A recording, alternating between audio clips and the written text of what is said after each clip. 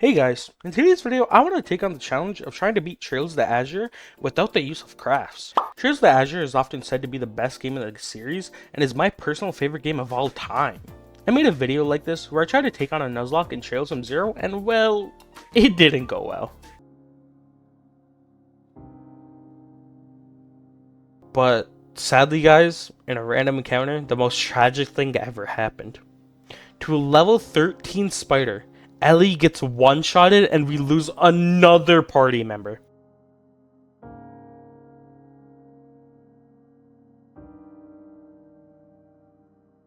But unsurprisingly, we lost everyone our next fight. Anyways, if you've ever played a Trails game, you know how important the use of crafts really are. I mean, I think they're easily the most important attack type in the whole game. While arts can be really strong against certain monsters and enemies, crafts are on a whole other level. Just to clarify, when I say crafts, I mean every single ability that is locked behind the craft button. I'm talking about all S crafts, combo crafts, and even the regular basic craft abilities. As said before, these attacks are really strong and can often decide the outcome of the battle. Just to add some spice to this challenge, I'm going to give myself a total of 50 lives while playing on hard mode. 50 lives seems like a lot, but this challenge is difficult and this gives me an incentive to actually try not to die. Now, as I assume most people watching have already played through Azure, I'll probably leave out most dialogue and most events as it's sort of irrelevant to this challenge. I've rambled on long enough, so let's get this video started. Okay, so, starting off this challenge, we start by creating a new game, and as soon as you start the game you have to fight some monsters, and despite having no arts on Lloyd or Noelle, this fight is still pretty easy when you have a level 60 Arios and Dudley. Here he comes with LeBron! Oh my! Again! A crusher from high above the rim at the Bradley Center. After the battle, Noelle and Lloyd finally get their own master chords and can use arts, which is a huge part of how we will fight from this point on. Now moving on with the rest of the prologue, there's a lot of fighting, but none of them really prove a challenge, besides one, and we actually lost both Lloyd and Noelle. So let's get this life counter started. Right after the battle ends, we actually get a team craft combo for Noelle and Lloyd. Let's freaking go, chat! A useless attack! Yes! So anyways, we actually get separated from both Dudley and Arios, which kind of leaves us in a rough spot because they were our hard carries and like, we might rack up a lot of deaths. While going through the rest of the dungeon, we get through most of it no problem, but we do die a total of 3 times, which 2 of them wasn't even my fault. Like, I was AFK piloting through the battles, and this monster has Death Blow with an AoE attack. Like, that's not even my fault, I swear. Anyways, we get to the boss of the dungeon with just me and Noelle, and it actually goes really well. With the use of a lot of items, we get through the boss deathless and move on, is what I'd like to say. The boss actually comes back for round 2. How many times do we have to teach you this lesson, old man? But, once again, we put his ass down without a single death, thanks to all our items. After this fight, we are officially done with the prologue and can finally move on to the real parts of the game. One thing I didn't mention before was that I have to do any and all support quests that involve defeating monsters or just any combat really. Despite being side quests, they don't play around. These will not be easy and they will be difficult. Starting off chapter 1, we get 2 support quests that involve us defeating monsters, so that's where we head to before moving on with the story. Before actually getting to the boss for the support quest, we take on a fight with chest monsters, which can usually put up a decent fight, but we take care of them easily, and with that out of the way, we head over to the real boss and start the fight. Despite using damn near every item I had at my disposal, this flipping mosquito is too damn annoying, just like in real life. And we take another L in battle, leaving us with 44 lives left. After this, we take a step back to go buy some items and equip most party members with an HP quartz, so we have the ability to use the tier art. So, guys, I was kind of lagging or something, and while going through the story, I kind of like, I don't even know what happened. It just like glitched and all of a sudden I was dead, and yeah, I lost 3 lives, so we have 41 lives left. Yeah, sorry guys. Now, after a lot, and I mean a lot of dialogue, we finally have a mandatory fight, albeit an easy one. This is the first one in a while, so let's try not to lose another life. It's one-on-one versus Wald. Now, this one's really anticlimactic, and it's just a slaughter. I mean, you guys can watch for yourselves. Yeah, so that fight was completely one-sided, and I probably should have just skipped over it, but at least the bigger things later on in the story, so I figured I might as well show it. While going through the story, we get our first peek at Ouroboros, with that being both Campanella the Fool and Novartis, Which, Noelle, like a fool, says they don't look dangerous. Like, girl, you couldn't be more wrong. Anyways, moving on with the story, we head towards Main's village and run into someone very, very special. Look at him. He's just standing there. He's just standing there, menacingly! Now, hold on, guys. What you're about to witness is against the challenger rules, but, hear me out. I have a very good reasoning for why I did what I did. This was the very same monster who took out and ruined my Nuzlocke completely, and they deserved it. They one-shotted Ellie, which alone is a good enough reason, and just add on that I lost the Nuzlocke because of it is all the more reason why it's acceptable. And this is not up for debate. So if I beat the challenge, I don't want to hear any cheating comments about it. Anyways, let's carry on. And our next battle is actually against spiders again, but we take care of them easy peasy.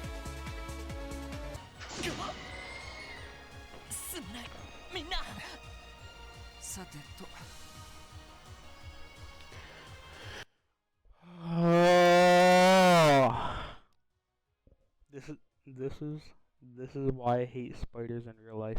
This is the reason. Oh my god. See, this is why those other spiders did how they did. No. This is why I hate spiders with a passion. Oh my god. Well, moving on, we're down to 40 lives, which means we're about 20% of what we started with, and we aren't even past the first chapter. Man, guys, I'm gonna be blunt and say it's looking bad. Moving on with the story, we get trapped in a cave by some explosives, and actually get introduced to the burst ability. This ability is a huge game changer in any battle, and will be a big help. While moving through the cave, we actually almost get wiped completely against some chest monsters, but thankfully we're just a sliver of HP, we don't, and we can go to the boss, but not before dying once against a random encounter. I don't even have an excuse, I just autopiloted and died. Anyways, let's just ignore that. So going further in the cave, we actually get jumped by a big mother flipping dragon. Like, hello? Where did this guy just come from? You expect me to be able to beat this thing? Oh, great, now he's sucking me. Oh, hell yeah! At least we got Randy and Zayd to help us. Well, not yet. We still have to fight this big-ass dragon. Okay, this might be the toughest thing I've ever played. This feels like Elden Ring. Holy man. I mean, I died 8 times, which alone leaves us with 32 lives, which is almost half gone, and that was the hardest I've ever tried when playing a JRPG. I'm actually, like, exhausted. I was thinking so hard. I think I used here about 30 times in that fight, and used every item I had, including the food you can cook. Like, this challenge is really killing me. Well, on the bright side, we did complete chapter 1 of 5, but with this death pace, we won't even get to chapter 4 before we run out of lives. Starting off chapter 2, we get 2 more support quests that involve fighting, and the CGF training exercise in particular will be tough. But let's worry about that later. Before getting to the monster extermination quest, we run into some more monster chests to take care of. This fight was actually pretty easy with the use of a 2 times effective earth art, so we just continue on to the monster extermination. Okay, as said before, these support quests can be hard, and I got wiped again. This fight is really challenging, considering every attack has the chance to set me on fire, and can hit every one of my party members. We back off to buy some items and change our formation to attempt not to lose again. So in preparations for the fight, we exchange some mirrors so we can afford anything, because we are insanely broke. We then buy some equipment and accessories to avoid catching on fire, and we buy a whole bunch of items and open more slots in our armaments for later on. After preparing, we go back and attempt to do this again, but without a single death. Despite all the preparation, these monsters were not a pushover, and well, I'll just let you see what happened for yourselves.